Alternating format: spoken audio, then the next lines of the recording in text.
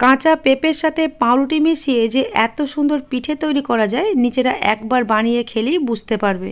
আজকে আমি আটা, ময়দা, সুজি, চালের গুঁড়ি ছাড়াই একদম সহজ পদ্ধতিতে দুটো নতুন পিঠা রেসিপি বানিয়ে দেখাবো, যে পিঠাগুলো খেতেও খুব টেস্টি আর বানাতেও ঝামেলা একদমই কম। নমস্কার বন্ধুরা, বেঙ্গলি ওভেনে তোমাদের সবাইকে স্বাগত জানাই। নিশ্চয়ই তোমরা সবাই খুব ভালো আর সুস্থ আছো। তাহলে চলো বন্ধুরা, পিঠা রেসিপিগুলো বানানো শুরু করি।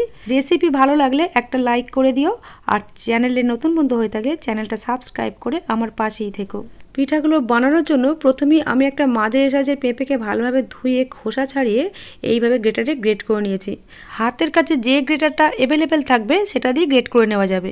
এই রকম ছোট গ্রেটার তো আমাদের সবার ঘরেই থাকে, এই রকম গ্রেটারও কিন্তু গ্রেট করে নেওয়া যাবে। পেঁপেটা গ্রেট করা হয়ে গেলে নর্মাল জলে 2-3 বার খুব ভালোভাবে ধুয়ে নিতে হবে, যাতে পেঁপের মধ্যে যে আঠাটা আছে সেটা চলে যায়। এখন ওভেনে একটা প্যান বসিয়ে প্যানের মধ্যে চা খাওয়ার কাপের মাপে 1.5 কাপ চিনি দিলাম। মিষ্টিটা নিজেদের স্বাদ অনুযায়ী দিতে হবে, চিনির পরিমাণটা বাড়িয়ে বা কমিয়ে নিতে পারবে। চিনিগুলোকে ক্যারামেল বানিয়ে নেব, তার জন্য চিনিগুলো প্রথম থেকে নাড়াচাড়া না করে যখন গলতে শুরু করবে তখন এইভাবে নাড়াচাড়া করে চিনিগুলোকে পুরোপুরি গলিয়ে নিতে হবে। ফ্লেমটা মাঝারিতে রেখে চিনিটা যখন পুরোপুরি গলে যাবে তখন এর মধ্যে দিয়ে দিলাম 2টো এলাচ আর একটা দারচিনির টুকরো। এখন এই চিনির ক্যারামেলের সাথে দিয়ে দিলাম গ্রেট করা পেঁপেটাকে ক্যারামেলের সাথে খুব ভালোভাবে মিশিয়ে নিতে হবে। আমি এখানে চিনি ব্যবহার করেছি, তোমরা কিন্তু এর পরিবর্তে গুঁড়ো ব্যবহার করতে পারো। পেঁপেটা ক্যারামেলের মধ্যে দেওয়ার পরে একটু পাতলা মনে হবে, কিন্তু নাড়াচাড়া করতে করতে এই রসটা শুকিয়ে আসবে। পেঁপের রসটা যখন অনেকটাই শুকিয়ে এসেছে এর মধ্যে দিয়ে দিলাম গুঁড়ো দুধ। একটা 10 টাকার দামের গুঁড়ো দুধের প্যাকেট আমি এই পেঁপেগুলোর মধ্যে ঢেলে দিলাম। গুঁড়ো দুধটাকে পেঁপের মধ্যে খুব ভালোভাবে মিশিয়ে নিতে হবে। ফ্লেমটাকে কিন্তু এখন মিডিয়ামই রাখতে হবে। দুধটা পেঁপের মধ্যে খুব ভালোভাবে মিশে যাওয়ার পরে এর মধ্যে দিয়ে দিলাম 1/2 চা চামচ ঘি। ঘিটাকেও এই পেঁপেগুলোর সাথে খুব ভালোভাবে মিশিয়ে নিলাম। বন্ধুরা, এটা আমরা পুর তৈরি করলাম। আমরা নারকেলের বদলে কিন্তু পেঁপে দিয়ে পুর তৈরি করেছি। বন্ধুরা দেখো, এই পুরটাকে দেখে কেউ বলবে যে পুরটা নারকেল দিয়ে না, পেঁপে দিয়ে বানানো হয়েছে। যারা নারকেল খাও না তারা নারকেলের বিকল্প হিসেবে এইভাবে পেঁপের নাড়ু বানিয়ে খেতে পারো। বন্ধুরা দেখো, নাড়ুটা কতটা লোভনীয় হয়েছে। এখন আমি পিঠাগুলো বানানোর জন্য কিছুটা পাউরুটি নিয়ে নিয়েছি। আমি এখানে বড় এক প্যাকেট হোয়াইট ব্রেড নিয়েছি, তোমরা চাইলে কিন্তু ব্রাউন ব্রেডও নিতে পারো। এই পাউরুটির সাইডের অংশগুলোকে কাঁচি দিয়ে এইভাবে কেটে নিচ্ছি।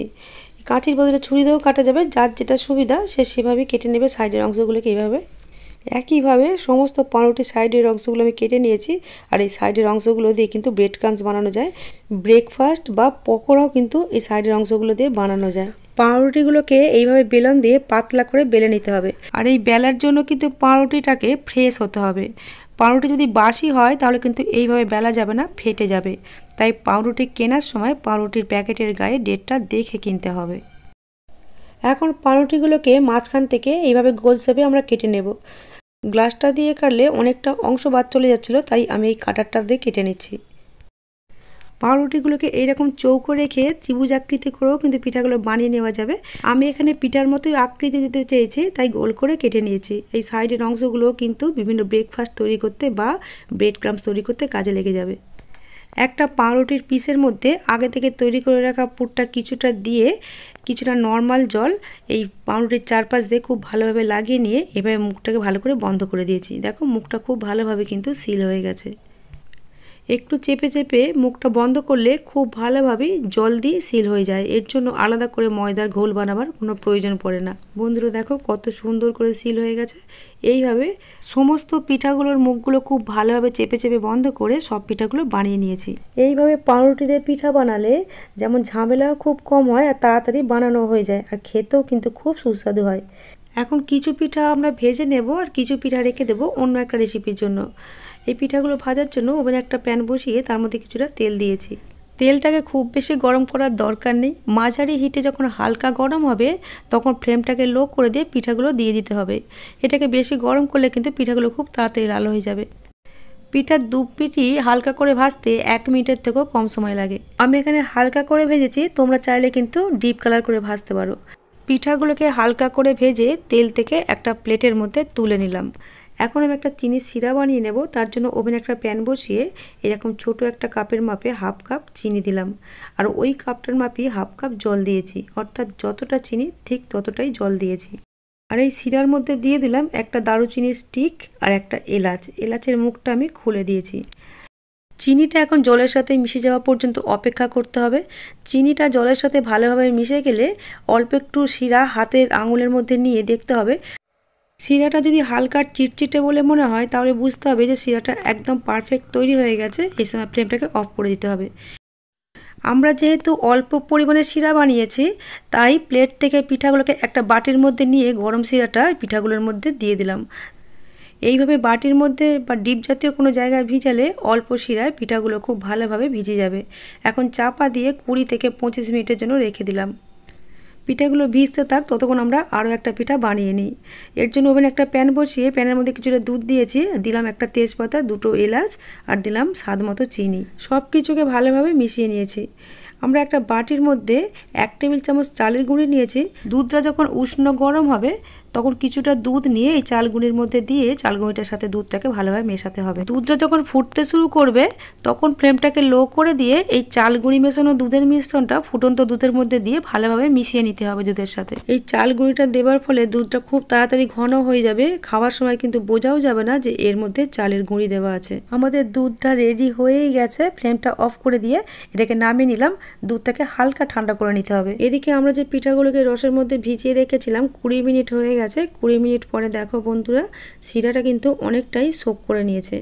এখন শিরা থেকে পিঠাগুলোকে একটা প্লেটের মধ্যে তুলে নিচ্ছি।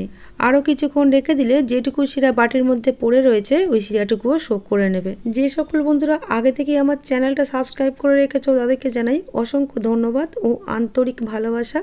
আর যে সকল বন্ধুরা আমার চ্যানেলে আজকে নতুন এসেছো তাদের কাছে আমার অনুরোধ চ্যানেলটা সাবস্ক্রাইব করে আমার পাশে থাকার। আর যে সকল বন্ধুরা এফবি পেজ থেকে দেখছো তাদের কাছে আমার অনুরোধ পেজটাকে ফলো করে নেওয়ার। বন্ধুরা দেখো পিঠাগুলো কতটা লোভনীয় হয়েছে আর কতটা নরম তুলতুলে হয়েছে। এই পিঠাগুলো কিন্তু এতটাই নরম তুলতুলে হয় যে মুখে দিলেই মিলিয়ে যাবে। তৈরি হয়ে গেল আটা, ময়দা, সুজি, চালের গুঁড়ি ছাড়াই লোভনীয় স্বাদের পিঠা। এদিকে আমরা যে দুধটাকে ঠান্ডা করতে দিয়েছিলাম হালকা ঠান্ডা হয়ে গেছে। এই ঠান্ডা দুধের মধ্যে তৈরি করা পাউরুটির পিঠাগুলো দিয়ে দিলাম। পিঠাগুলো দুধে দেবার 10-12 সেকেন্ডের মধ্যেই দুধ থেকে পিঠাগুলোকে প্লেটের মধ্যে তুলে নিতে হবে। এর থেকে বেশি রাখলে কিন্তু পিঠাগুলো গলে যাবে, এতটাই নরম তুলতুলে হয়। এই পিঠাগুলো বানাতে তো আরও কম সময় লাগে। দুরকমভাবেই দেখিয়ে দিলাম। হঠাৎ করে পিঠে খেতে ইচ্ছা করলে তোমরা যে কোনোভাবে কিন্তু পিঠাগুলো বানিয়ে নিতে পারো। আমি ওপর থেকে কিছুটা কাজুকে গ্রেট করে দিয়ে দিলাম। পুর বানাতেও যদি বিরক্ত লাগে তাহলে কিছুটা ফ্রেশ নারকেল কোড়া অথবা ডেসিকেটেড কোকোনাটের সাথে কিছুটা গুঁড়ো দুধ আর কিছুটা চিনি গুঁড়ো বা গুড় মিশিয়ে সহজেই পুর তৈরি করে নিতে পারো। শেষ পর্যন্ত ভিডিওটা দেখার জন্য তোমাদের সবাইকে জানাই অসংখ্য ধন্যবাদ।